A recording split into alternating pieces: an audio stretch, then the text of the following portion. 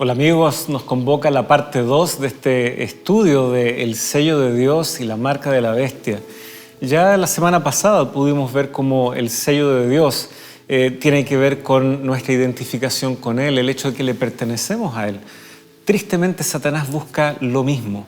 Él busca que la gente se identifique con Él, lo identifique como su dueño, como su Señor, pero vamos a descubrir que en realidad eso se manifiesta a través de un poder opresor que probablemente al abrir nuestra mirada, el propio texto nos va a mostrar que no es lo que nosotros queremos para nuestra vida. Por lo tanto, quédese aquí con nosotros para poder ahondar en este tema y ser librados de este engaño por el poder de Jesús.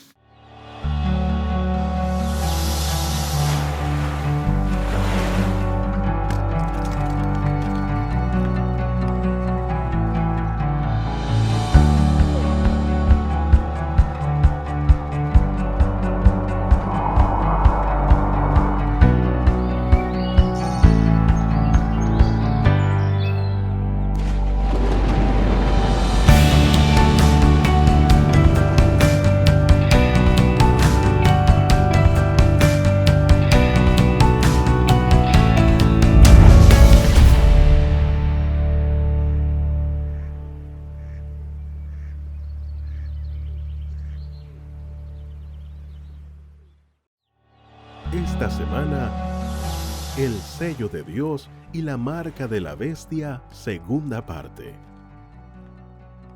Entonces vi a otro ángel que subía del este con el sello del Dios vivo, y clamó a gran voz a los 4 ángeles, quienes habían recibido poder de dañar la tierra y el mar, y les dijo: no dañen la tierra, ni el mar, ni los árboles, hasta que sellemos en sus frentes a los siervos de nuestro Dios.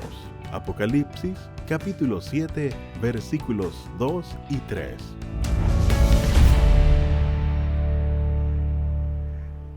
Hola amigos, ha pasado ya una semana, estamos felices de estar con ustedes una vez más en lo que es esta parte 2. Ya hemos explorado la semana pasada algunos de los elementos más ligados a la iniciativa de Dios, pero igualmente alcanzamos a ver un poco de esta contraparte que será el foco de nuestro estudio hoy, lo que Satanás está tratando de realizar en esta ya famosa expresión, la marca de la bestia, que claramente está ligada, ¿no?, con muchas cosas imaginativas, pero aquí con el pastor Eduardo, nuestro invitado ya para esta sesión y toda esta temporada, vamos a estar justamente explorando qué hay detrás de todo esto, de esta expresión específicamente.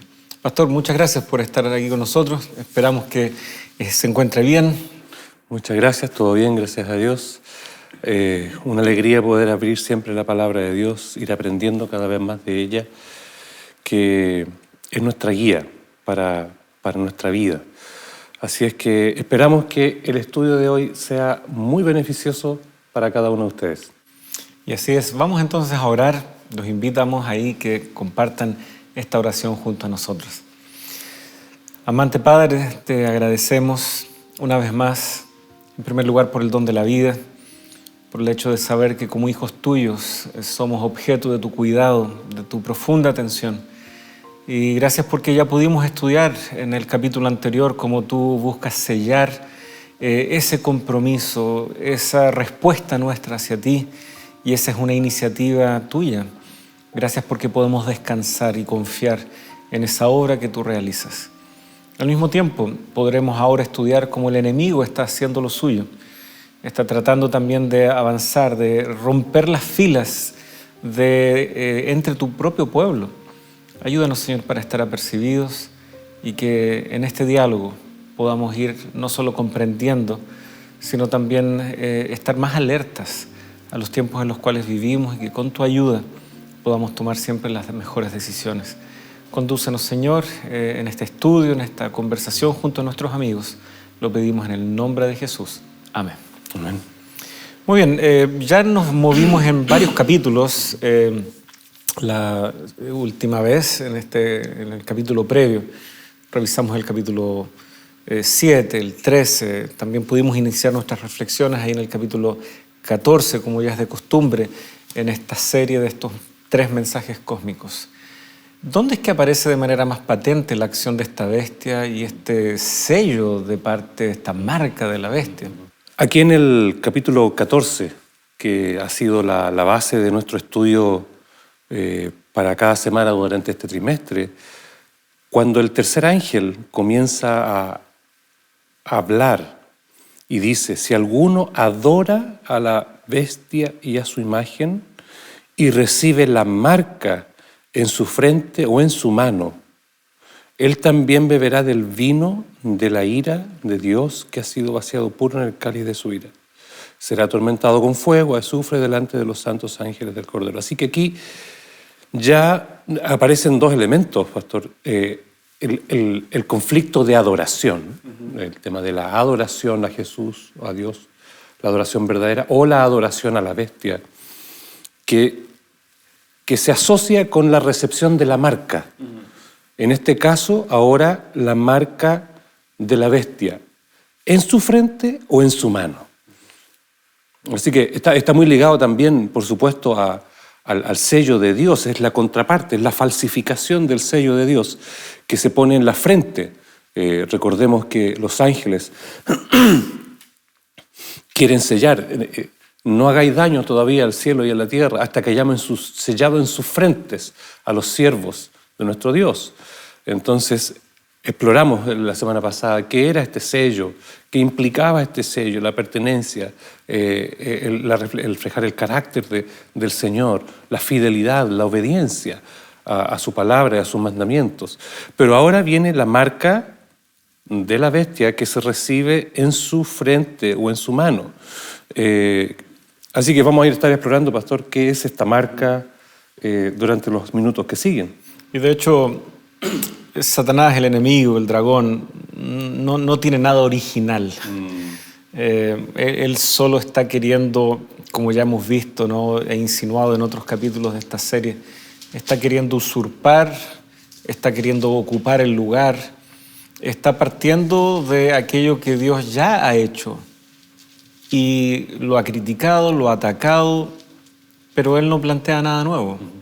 Incluso en esto, Él está tratando simplemente de tergiversar lo que Dios ya ha hecho respecto a sus hijos, respecto a su pueblo. Aquí el mensaje de este tercer ángel ya da como sabido qué es la marca, qué es esto que la bestia está realizando.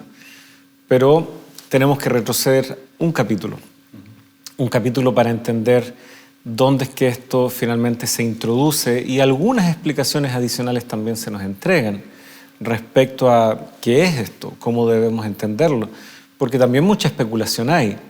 El hecho de que esté en la frente o en la mano ha hecho que algunos piensen que es algo visible, concreto. Muchas teorías se han levantado en la historia tratando de ver incluso aspectos que vienen desde el mundo tecnológico o desde el mundo político, o situaciones sociales muy cotidianas, como siendo la expresión específica de esta marca, pero si es la contraparte de lo que ha hecho Dios, y vemos que lo divino tiene que ver con nuestra lealtad y fidelidad a Él, algo que no siempre se ve a simple vista, algo que tiene que ver muchas veces con nuestra devoción personal, con nuestra lealtad como hijos de Dios en toda ocasión y escenario. Pareciera que Satanás también quiere abarcar en algo más que simplemente algo puntual, específico. Me atrevo solo por mencionarlo. Gente ha hablado del código de barras, gente ha hablado de un chip en particular, etc. ¿Será que es algo así de puntual o será que también Satanás está queriendo permear más de la experiencia humana con su marca? Cuando nosotros buscamos significado a los símbolos bíblicos, hacemos bien en buscar dentro de la misma Biblia cómo van adquiriendo significado estos símbolos. Antes de regresar tal vez al capítulo 13 que tú señalas, esta marca tiene sí o sí relación con la adoración. Si alguno adora, entonces recibe. O es adoración al Dios verdadero o es la adoración a la bestia. Satanás quiere sacar la adoración a Dios porque eso significa la salvación del hombre, significa la reivindicación del carácter del Señor. Entonces él quiere, instaura este sistema de adoración falso que saca a la verdadera adoración. Si nosotros pareciera ser que está indicando no solo al cuarto mandamiento, sino a todos los 4 primeros mandamientos, y vemos en el ministerio de este poder religioso que ataca toda esa primera parte. Se levanta contra Dios, contra su nombre, asume su lugar, instaura un sistema de adoración en donde se levantan imágenes, se levantan falsos elementos, seres a los cuales las oraciones van dirigidas en lugar de orar a Dios el Padre como enseñó Jesús, ¿cierto? Y por supuesto ocurre el cambio del día que el Señor dejó para adorarlo a Él como Creador. Entonces, si saca también el sábado, que es la conmemoración del Dios Creador, hay lugar para olvidarse del Dios Creador y seguir creyendo en cualquier otro origen. Entonces, hay mucho contenido en esta marca que implica la adoración y nos lleva necesariamente a los mandamientos, a los 4 primeros y, por supuesto, en forma muy señalada al cuarto. Ahora, esta bestia no aparece de la nada. Ya en capítulos anteriores hemos visto, incluso rastreando la acción de esta bestia desde Daniel, ¿no es cierto? Como ahí ya bestias previas han habido, pero ahora en Apocalipsis vemos que esta bestia reúne elementos de todas esas bestias anteriores. Es una bestia híbrida, es una bestia que recolecta, por decir así, la acción acumulada de Satanás en la historia, en oposición a Dios y su pueblo. Por lo tanto, debiéramos entender de que lo que se va a dar en este tiempo final no es algo nuevo, no es algo jamás visto. Y por lo tanto puede parecernos una estrategia nueva, puede que dé la impresión de que esto será algo jamás visto antes, pero no, hay patrones que Satanás siempre ha tenido que seguir. Él tal vez ha descubierto que ciertas estrategias le han rendido buenos resultados, digámoslo así, y ¿para qué va a cambiar si ya está funcionando? ¿No es cierto? Por lo tanto, tenemos registros históricos en donde hijos de Dios fieles a la palabra de Dios fueron perseguidos. Está el famoso y conocido caso de los valdenses y tantos otros grupos, mártires también, que por defender simplemente lo que la Biblia señalaba, murieron en la hoguera, etc. Probablemente eso no se va a repetir tal cual, como una copia idéntica.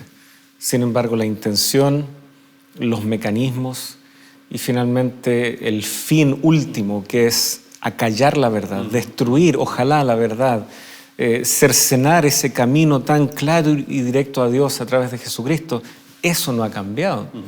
Por lo tanto, cuando vemos en el capítulo 13 esta bestia compuesta por estos elementos históricos de bestias anteriores, eso ya es una pista que esta marca va a guardar cierta asociación con elementos que ya hemos visto anteriormente en la historia. Así es, allí en el capítulo 13 se da mucha información que nos permite identificar otra vez, ¿cierto?, a esta bestia. Dice que esta bestia hace grandes, estoy leyendo el versículo 13 del capítulo 13, también hace grandes señales de tal manera que aún hace descender fuego de los hombres. Bueno, esta es la otra bestia anterior, ¿verdad? Fuego del cielo, ¿no? Sí. Engaña a los moradores de la tierra. Se le ha permitido hacer en presencia de la bestia, mandando a moradores de la tierra que le haga imagen a la bestia que tiene herida de espada y vivió. Y se le permitió infundir aliento a la imagen de la bestia para que la imagen hablase e hiciese matar. Por esto estaba queriendo leer esta parte para reafirmar un poco lo que tú estabas señalando, pastor. Hiciese matar a todo aquel que no la adorase, así una coerción. Es el fin del tiempo, ¿no? Y hace que todos, pequeños, grandes y ricos, pobres y libres, claro, se les pusiese una marca, otra vez esta es la señal, la marca en la mano derecha o en la frente, y que ninguno pudiese comprar ni vender sino el que la tuviese la marca y el nombre de la bestia o el número de su nombre. Entonces, aquí hay una identificación. Podemos retroceder incluso aún más en el capítulo para identificar. Dice acá el capítulo 13, la bestia, el versículo 2 que tú ya señalabas, que está compuesta de varias bestias, y el versículo 3, vi una en sus cabezas como herida de muerte, pero su herida mortal fue sanada, y se maravilló toda la tierra en pos de la bestia, y adoraron al dragón que había dado autoridad a la bestia, y adoraron a la bestia, diciendo quién como la bestia y quién podrá luchar contra ella. Entonces aquí hay una identificación de un suceso histórico que ocurre con este poder religioso, ¿cierto? Que instaura un sistema de adoración falso. Ahora, el hecho de que se identifique que esta bestia persigue a los santos, hace guerra contra los santos, ya estamos frente a un poder conocido. ¿Ya? Tenemos esta bestia actuando por un tiempo que ya el libro de Daniel ha identificado, Apocalipsis también lo ha identificado ya en el capítulo 12, 1260 años. Ahora tenemos esta expresión formulada en meses, 42 meses, etc. Es el mismo poder, es el mismo poder religioso que también abarcó lo político durante la época medieval. Vemos esa transición que ocurre en Roma de ser la sede del imperio a pasar a ser ahora cabeza de este poder religioso y que tristemente se desvirtuó. Este sistema religioso, ante la ausencia de poder por el traslado, ¿cierto?, de la capital de gobierno de Roma, ¿cierto?, hacia Constantinopla. Hacia Constantinopla, básicamente lo que va a ser después el gobierno bizantino. Entonces allí, ahora, queda una ausencia y se le da... todas estas cosas no ocurren de la noche a la mañana ni en un momento, son procesos, pero hay íconos. Y allí en el año 538, Justiniano también le da poder, ¿cierto?, al obispo romano para ejercer autoridad.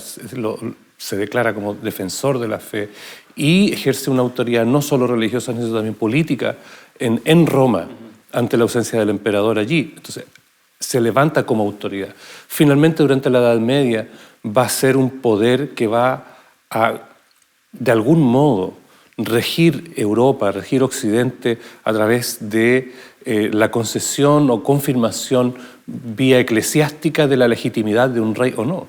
Va a impulsar las cruzadas, va a impulsar la persecución de quienes quisieron mantener pura la fe, hasta que, como otro ícono, ¿verdad?, de la pérdida de su poder, en el 1798, el general Berthier, que responde a Napoleón, toma cautivo al obispo romano, así, de un momento a otro, perdiendo toda esa autoridad.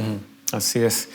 Seguramente vamos a tener que explorar algunos de los otros elementos que subyacen a qué es esta herida, cómo se da, cómo y cuándo es sanada esta herida, pero eso lo vamos a hacer después de una breve pausa. Así que, queridos amigos, quédese aquí con nosotros, sigan nuestra sintonía aquí en Lecciones de la Biblia.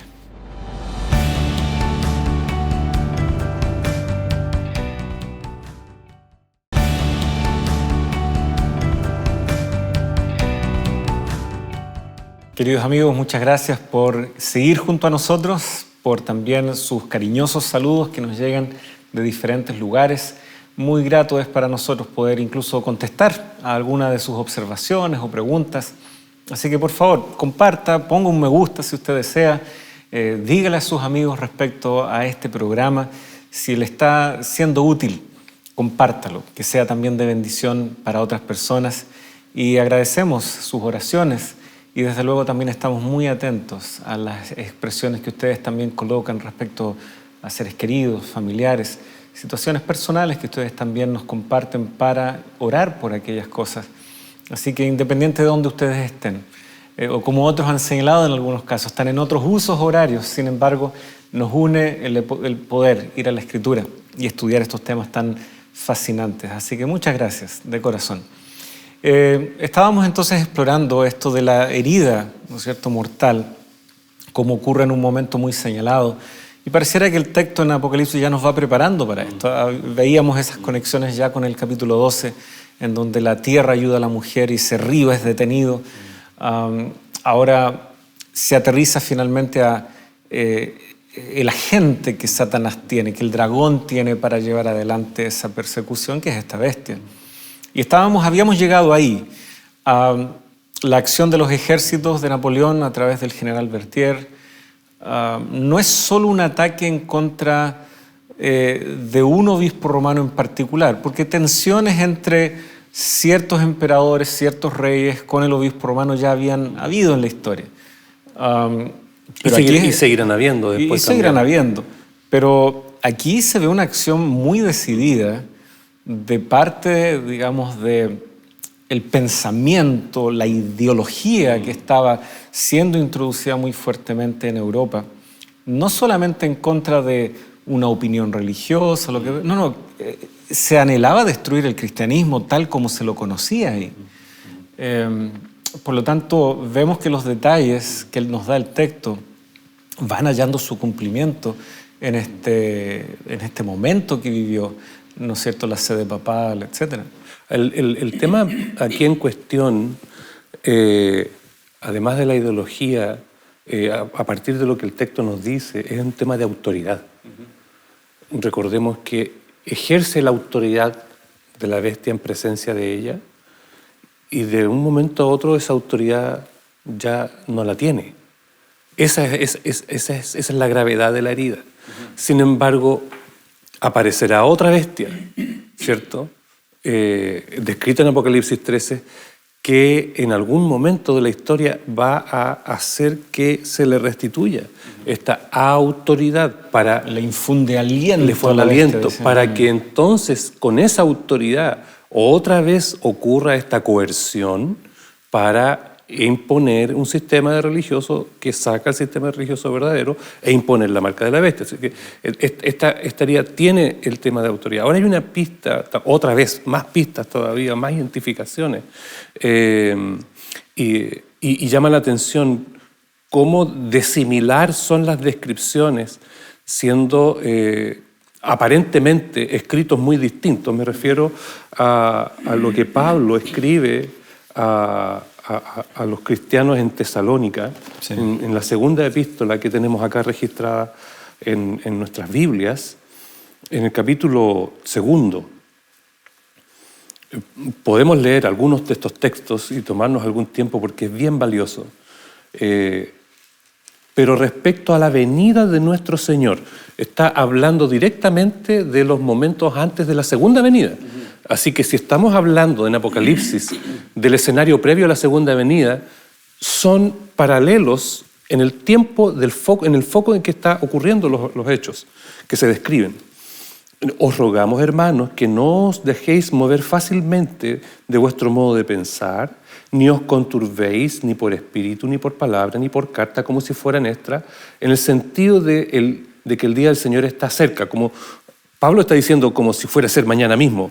Y dice, nadie os engañe de ninguna manera, porque no vendrá sin que antes venga la apostasía, otra vez esta palabrita, y se manifieste el hombre de pecado, el hijo de perdición, el cual se opone y se levanta contra todo lo que se llama Dios o es objeto de culto, tanto que se sienta en el templo de Dios como Dios, haciéndose pasar por Dios.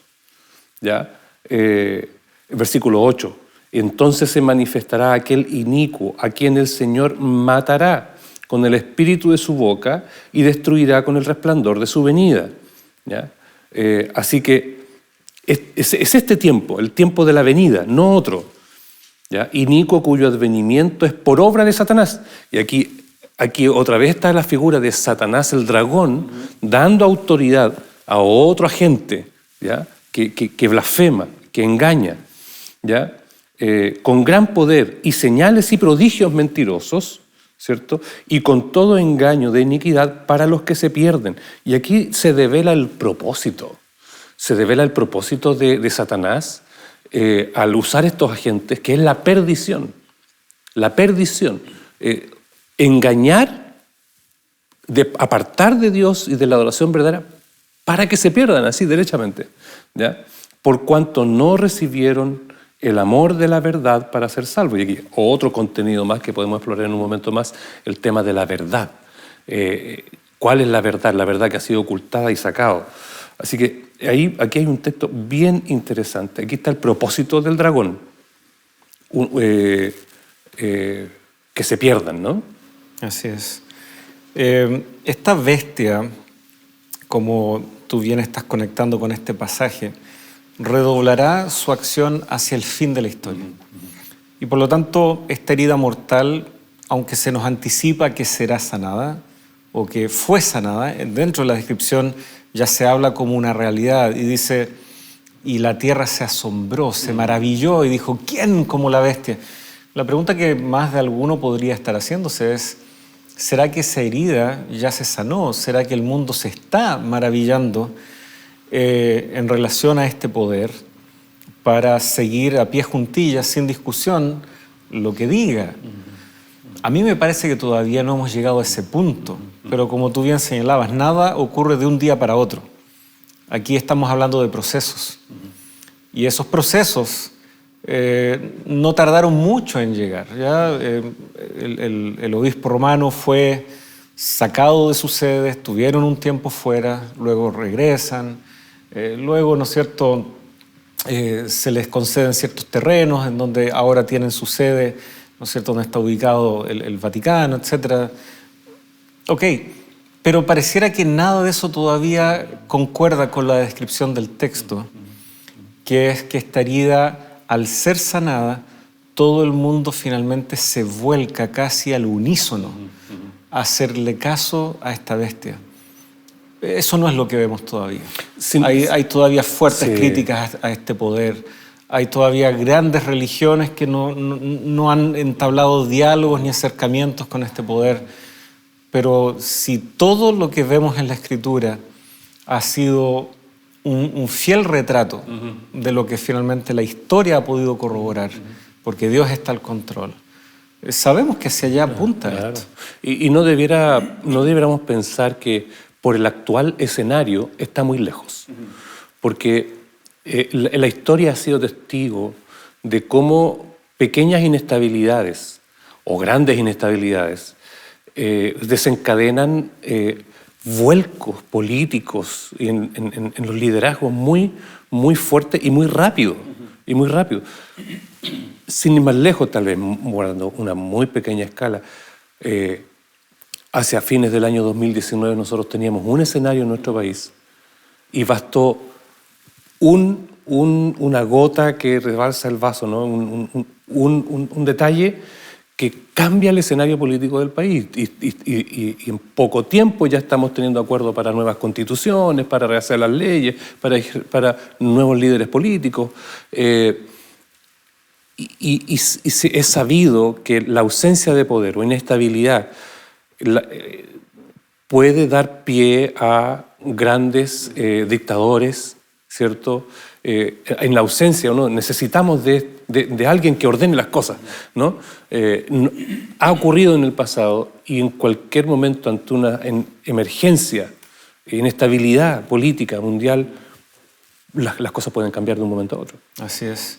De hecho, los romanos tenían esa figura del dictator, ¿no? Justamente para una crisis, y el Senado le confería esa autoridad por un periodo hasta que se resolviera el problema. El problema es que después se quedó gustando esto y surge poco a poco la idea del princeps, ¿no es cierto?, el primer ciudadano, pero en el fondo ya era el emperador, ya finalmente gravitó hacia allá. Pareciera que la naturaleza humana no cambia. Satanás también anhela eso, usa sus agentes para usurpar el poder, imponer por la fuerza. Y esto es lo que nosotros estamos viendo aquí en este escenario descrito en Apocalipsis 13. Por lo tanto, en este escenario final, una de las estrategias será esto de la marca. ¿Ya? Es una estrategia que viene de la mano con el mundo maravillándose, con la herida ya totalmente restaurada, sanada.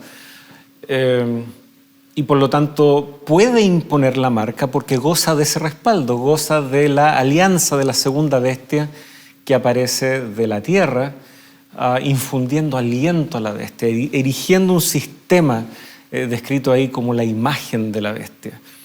Pero ¿qué es la marca? Porque conocemos que el número muy enigmático del 666 aparece allí, pero también tan misterioso como eso, ¿qué sucede si es que uno no recibe la marca? También la descripción da para que algunos especulen, vayan por una línea o por otra, porque nosotros vemos allí, versículo 16 del capítulo 13, y hace que a todos, pequeños, grandes, ricos y pobres, libres y esclavos, se les dé una marca en la mano derecha o en la frente para que nadie pueda. Y aquí es donde podemos empezar a ver los efectos concretos que esto tiene.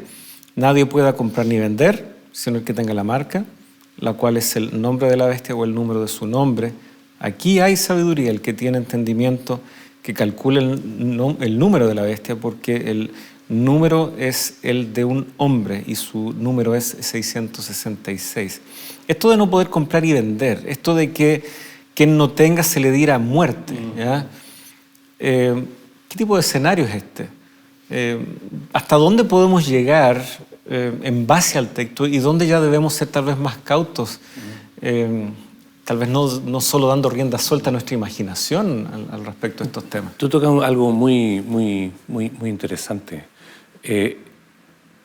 Tenemos que ceder a la tentación, tenemos que resistir la tentación de hacernos unos diagramas tan cerrados que cuando ocurran las cosas, y si no son de acuerdo a lo que imaginamos, no las sepamos reconocer.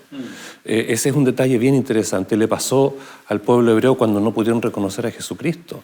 Entonces tenemos que quedarnos con lo que está escrito y lo que no está escrito, tratar de no inventarlo.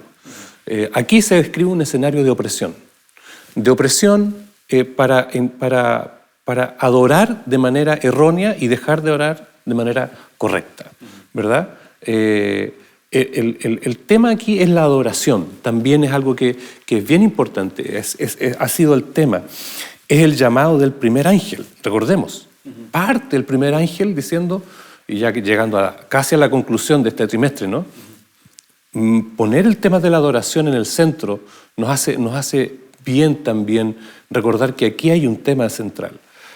Parte el primer ángel llamando a adorar al Creador, evocando, por supuesto, los cuatro primeros mandamientos, en especial el cuarto mandamiento que celebra y que conmemora la creación. Entonces, esta adoración al Creador en el día que el Señor dejó. Entonces aparece ahora, ya tenemos una pista. El sello de Satanás va a ser la falsificación de aquello, ¿ya? Ahora, la adoración que Satanás quiere promulgar es la adoración del hombre. En realidad la adoración de Satanás finalmente disfrazado, pero la adoración del hombre. Obedecer al hombre en lugar de a Dios. Y si Dios dictó cómo se le debía adorar, entonces ahora aparece esta fuerza engañadora diciendo, no hay que adorar así. Hay que adorar de otra manera. Entonces, ahí hay una pista de qué es esta marca. Y el número 666 ha recibido diversas interpretaciones. La verdad que no es el foco del estudio, al menos como en la guía se ha ido planteando, indagar sobre esto. Pero hay algunas pistas que algunos estudiosos por ahí logran identificar. El hecho de que siga es un número de hombre o es número de humanidad, justamente apuntando a esos intentos que el ser humano busca de usurpar lo que le corresponde a Dios. Y ha sido bastante corriente aproximarse a esto, viendo de que el número de Dios en la Escritura es el 7, y aquí tenemos, ¿no es cierto?, el 6, bastante prominente. Algunos señalan, no es 666, sino que es 666. Aún así, es el número 6. Es un múltiplo de 6. Y el 6 ya aparece en Daniel, capítulo 3, cuando Nabucodonosor erige una imagen toda de oro y obliga a que todos adoren, y si no adoran, muerte, al horno de fuego. Y las medidas de esa imagen son 6 codos de ancho por 60 codos de alto. Nuevamente, no es que sea un múltiplo directo ni divisible por necesariamente o que la suma o la resta, porque por allá no va la cosa. Es el 6 y sus múltiplos versus tal vez el 7 como número de Dios. Esa es tal vez uno de los ciertos consensos que hay respecto a esto. Y es muy congruente con lo que estamos viendo aquí, como es el gran tema de la adoración. O es Dios, o es a Satanás, pero en formas humanas. Así es. En estructuras humanas, en poderes humanos que buscan usurpar el lugar que legítimamente le corresponde a Dios. Por lo tanto, en la historia ya hemos visto casos como estos, ya hemos señalado eso, en donde poderes, instituciones humanas, tú hacías, ¿no es cierto?, en el bloque anterior un repaso de cómo durante el medievo, ¿no es cierto?, las cruzadas, una serie de iniciativas impulsadas desde Roma y eran una total tergiversación del Evangelio. ¿Cómo poder instaurar el mensaje del Evangelio a través de las armas? Ese nunca fue el criterio de Jesucristo. Bien, queridos amigos, vamos a hacer otra pausa, una pequeña pausa. Ya estamos de regreso con ustedes para seguir explorando algunos aspectos más respecto a esta bestia, la marca que busca imponer. Así que siga con nosotros aquí en Lecciones de la Biblia.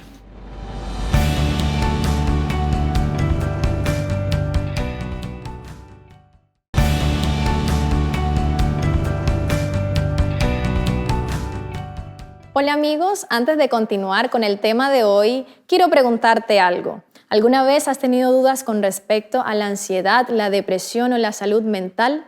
La Escuela Bíblica de Nuevo Tiempo ha preparado este material de estudio titulado Sentimientos, la ciencia del existir. Esta guía aborda de forma práctica y sencilla los temas del día a día desde un enfoque científico. Para solicitarla solo debes escribir al número que está apareciendo en pantalla o también a nuestro sitio web. Te esperamos.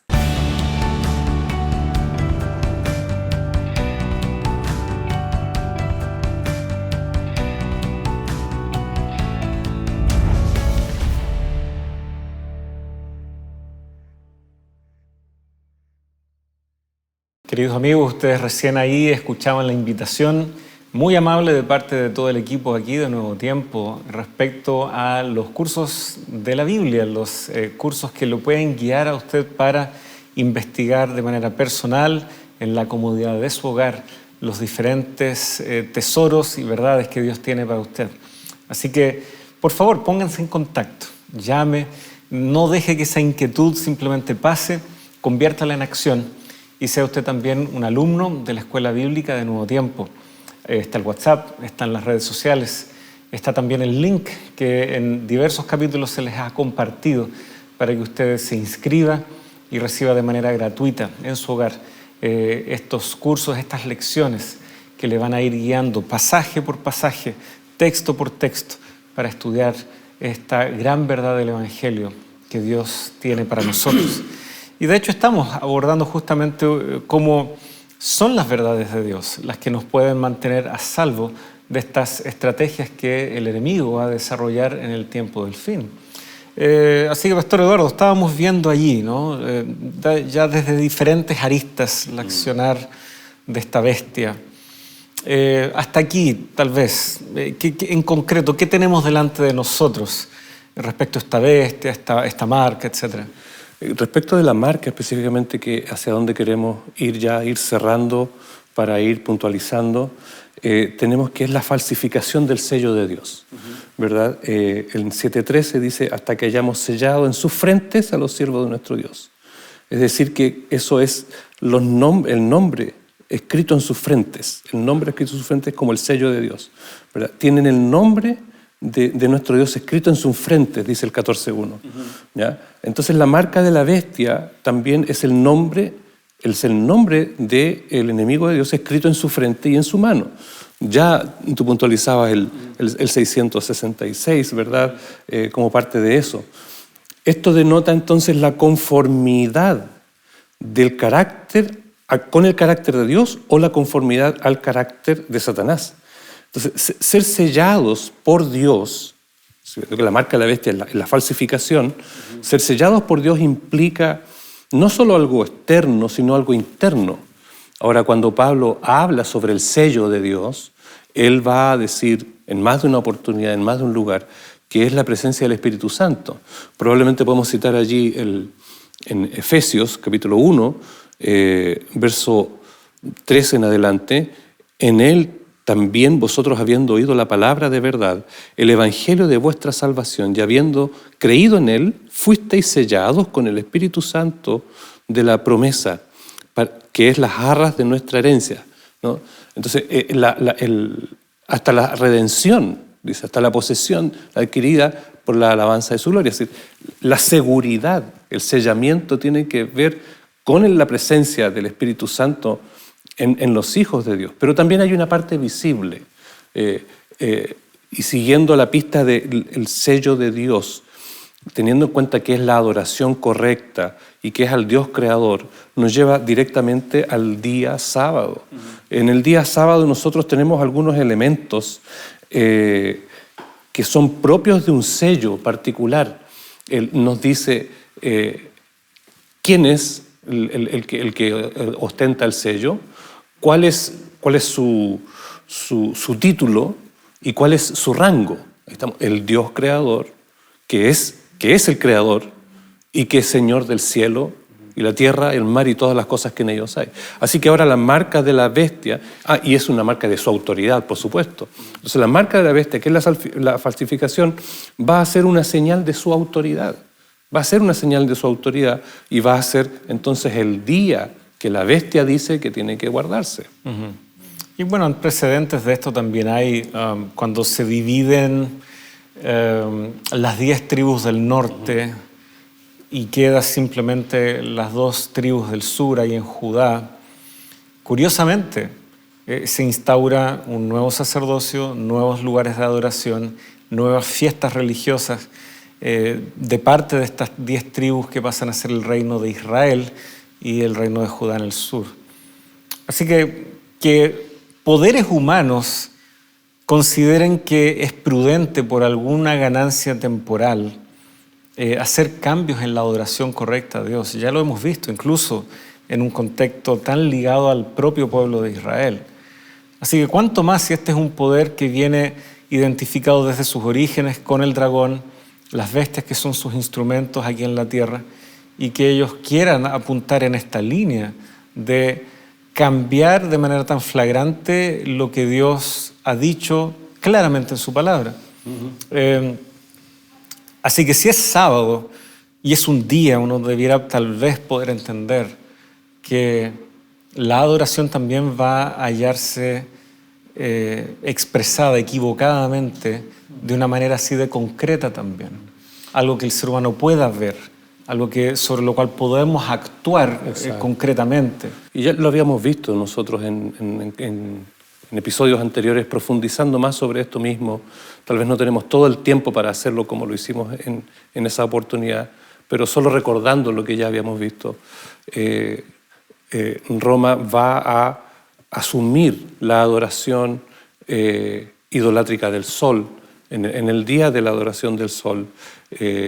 Y cuando nosotros leemos el catecismo o encíclicas como Encíclica Dies Domini, en la que se hace, por ejemplo, un estudio bien profundo del sábado, se reconoce el sábado como que es lo que la Biblia, pero de repente dice, la Iglesia con su autoridad cambia la santidad del sábado al domingo, y entonces esta es nuestra, lo hacemos por nuestra autoridad, ya otra vez poniendo el tema de la autoridad en el centro. Y esta es la autoridad del hombre, no la autoridad de Dios. Para adorar no en el día que se adora al Creador, para adorar en el día que nosotros estamos diciendo. Entonces, quien obedezca esa adoración como esta señal, con esta señal objetiva, visible, externa si se quiere, que es símbolo de una actitud interna, quien siga esa adoración con esas directrices, no está siguiendo a la indicación de Dios, está siguiendo la indicación del enemigo de Dios. Ahora, puede que en la actualidad, porque recordemos el escenario aquí es del tiempo del fin. Estos son los últimos intentos, las últimas estrategias de Satanás previo a la venida del Señor. Ya tú señalabas eso al leer el texto de 2 de Tesalonicenses. Así que alguien podría preguntarse, yo no guardo el sábado, tal vez hasta ni soy muy religioso, puede decir alguien, pero cuando voy es en día domingo, es el día en donde siempre desde pequeño, la iglesia a la que asisto, la religión en la que me he criado, es el día habitual que hemos tenido siempre. Justamente el hecho de que se nos presenta de que esto se dará en un escenario final en donde esta crisis se agravará, vemos ahí también la misericordia de Dios, porque nos está anticipando que esto viene. Nos está anticipando de que habrá un momento en donde la decisión sí debe ser tomada porque es de vital importancia.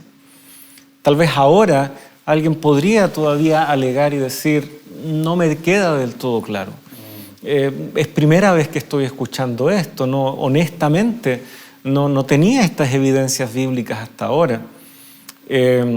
Me parece que a la luz del texto, la marca realmente se impone cuando este sistema ya tiene la autoridad plena para imponerlo a la fuerza, como dice el texto, para que incluso se persiga, para que se coarten libertades y derechos del ser humano, como señala ahí, no podrá comprar ni vender, como que apunta a ciertas condiciones mínimas de la dignidad humana que no serán quitadas. Cuando eso comience a configurarse, Así es. Sepan, queridos amigos, ha sido prudente poder tomar esa decisión antes. Porque si no la tomamos ahora, Exacto. va a ser tal vez muy difícil tomarla cuando estemos bajo esta opresión.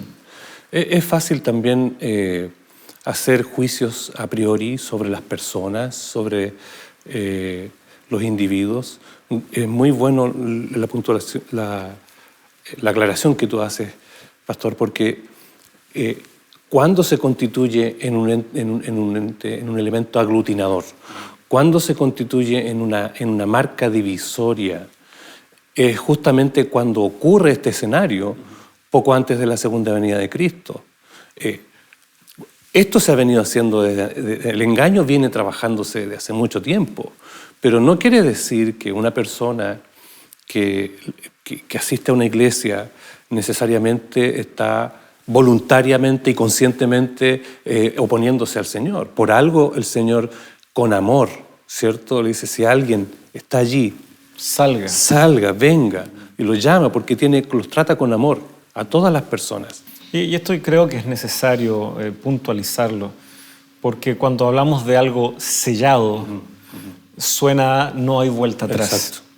Y efectivamente, Dios va sellando y confirmando a sus hijos. Dios tiene el conocimiento, la sapiencia, la sabiduría como para hacer eso. Nosotros no lo tenemos. Es verdad. No somos quién nosotros para determinar qué es lo que ha hecho Dios en un corazón. Podemos tal vez decir, sí, pero me parece que si fuera realmente cristiano o si fuera realmente sincero, debiera estar comportándose aquí o acá. Pero aún así hacemos esa declaración en base a lo que alcanzamos a ver. Hay cosas que no vemos en la vida de la persona, hay luchas tal vez irresueltas, pero que a su tiempo se han de resolver. Y Jesús mismo lo dijo, hay quienes van incluso delante de gente muy religiosa de su época, van delante de ustedes al reino de Dios. Y se estaba refiriendo a gente que por su reputación o por cómo eran entendidos socialmente, muchos habrían dicho que ni derecho tenían. Por lo tanto, no podemos adelantar, no debemos sentirnos con la confianza de pensar primero que en nuestro caso yo entiendo que está resuelto. Esa es una decisión de Dios.